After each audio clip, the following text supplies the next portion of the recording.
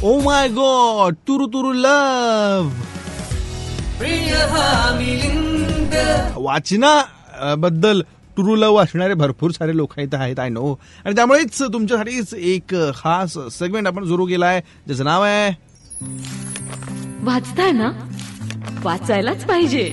आज माझ्यासोबत आहे स्वानंदी टिकेकर. नुकतीच ती एका रियालिटी शोला जिंकून आली आहे. सिंगिंगचा तो रियालिटी शो होता, सिंगिंग स्टार. आणि स्वानंदी, मला सांग, रिसेंटली तू एखादं कुठलं पुस्तक वाचलंय का आणि तुला ते प्रचंड आवडलंय, त्यातून काहीतरी शिकायला मिळालंय? आता लॉकडाऊनच्या दरम्यान मी नर्मदे हर हर म्हणून जगन्नाथ कुंटेंचं पुस्तक वाचायला घेतलं आणि त्या पुस्तकाने आता मला माझं आयुष्य पूर्णपणे घेरून टाकलेलं आहे. मी ते पुन्हा पुन्हा वाचतेय. मला प्रवास, मला नर्मदामाई, मला परिक्रमा, हे सगळं, ह्या सगळ्या विषयी खूप प्रेम वाटतंय. आणि सध्या माझ्या मनात कुठल्या पुस्तकाने घर केलं असेल तर ते. वा वा. स्वानंदी, नर्मदे हर हर या पुस्तकाबद्दल अजून आम्हाला सांग ना. मला असं वाटतं त्या पुस्तकाचा जो सार आहे, जगन्नाथ कुंटेंचा जो प्रवास आहे, तो नुसता परिक्रमेचा प्रवास नसून जीवनाचा प्रवास. आपण जीवनाकडे कुठल्या दृष्टिकोनातून बघतो, हे फार कळणं महत्वाचं आहे असं मला वाटायला लागलं ते पुस्तक वाचल्यानंतर. आणि हे सगळं करायला म्हणजे ह्या पुस्तकाच्या दृष्टिकोनातनं जीवनाकडे बघायला तुम्हाला जीवन, तुमचा संसार सोडण्याचीही गरज नसते. तुम्ही जगण्यातनं, तुमच्या सजगतेने जगून संवेदनशीलपणे तुमच्या जीवनाकडे अजून कसं बघू शकता, हे कळणं, हे या गोष्टीची जाणीव मला खूप झाली आणि त्यांनी मला खूप जास्त स्पर्श केला. कारण आत्ताच्या रेसच्या जगात माझं काम, माझी ऍक्टिंग, माझा कार्यक्रम, माझं घर, माझी गाडी, या माझ्यातनच बाहेर पडणं फार अवघड आहे. आणि हे लवकर कळणं खूप गरजेचं आहे की खरं तर माझं काहीच नाहीये.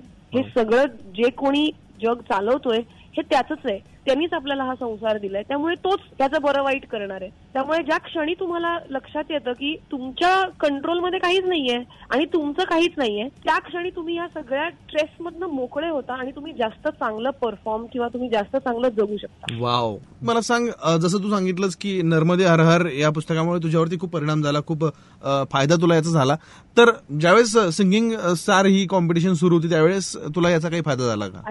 अरे काय सांगू मिलिंद, ऑनेस्टली मी तुला हेच सांगते की जेव्हा शो सुरू झाला तेव्हा पहिले 2-3 परफॉर्मन्सेस ऑफकोर्स चांगले झाले, सुरुवात होती. पण मध्ये असा काही काळ आला जेव्हा माझे 1-2 परफॉर्मन्सेस जरा फसले किंवा इतरांचे चांगले होतात, कोणाचं वाईट होतं, तर there came a point in the competition, honestly Milind, where I was मी या नोटला पोहोचले की मार्क, जजेस, कंटेस्टंट, कॉम्पिटिशन सगळ्याच्या पलीकडे जाऊन मी ही कॉम्पिटिशन का करतेय हे मी स्वतःला रिमाइंड केलं. का करते? कारण हे पुस्तक वाचल्यानंतर जो माझा दृष्टिकोन बदलला किंवा माझ्या कॉम्पिटिशनच्या दरम्यान मी या पुस्तकातनं काय उचलू शकले, काय वापरू शकले, तर हेच मला वाटतं की काही परफॉर्मन्सेस वाईट झाल्यानंतर जेव्हा मी विचार केला गोष्टींचा, तेव्हा माझ्या लक्षात आलं की मी हे रोज स्वतःला जाणून देणं फार गरजेचं आहे की मी ही कॉम्पिटिशन का करते. मुळात मला गायला आवडतं, मग मार्क, जजेस, कंटेस्टंट, कॉम्पिटिशन, चॅनल, माझे फॅन्स, या सगळ्याच्या पलीकडे जाऊन जे माझ्या कंट्रोलमध्येच नाहीये, हे सगळं बाजूला ठेवून फक्त माझ्या गाण्यावरचं जे प्रेम आहे तेवढ्यासाठी जर मी गायले